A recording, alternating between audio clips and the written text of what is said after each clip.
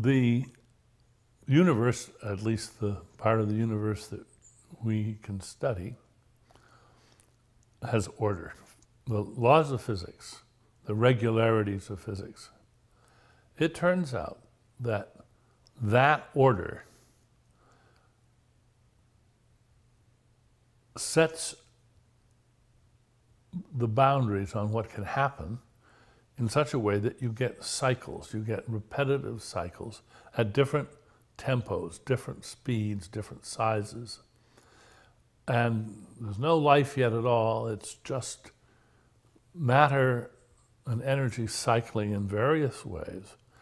And wonderfully, this has the effect over time of generating persistent patterns which eventually and gradually become not just persistent, but reproducing and spawning more.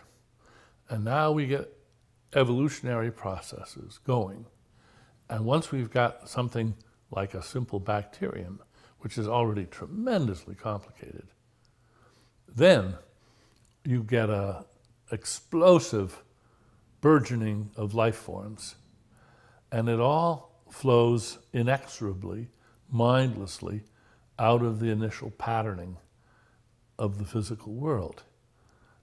And the forms it takes are, to some degree, the result of random accidents, the frozen accidents of history, as Francis Crick once put it. But they themselves, these become new points, which then generate more wonderful responses.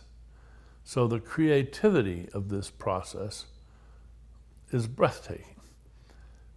Eventually, it gets to human beings. We were not foreordained, but we're one of the trillions of things that this process has produced. And we have the power of understanding the process that created us and then harnessing it. So in effect, we are the first intelligent designers on the planet. Darwin was right, there is no intelligent designer of us or of the biosphere, but we are approximately intelligent designers as one of the fruits on the tree of life.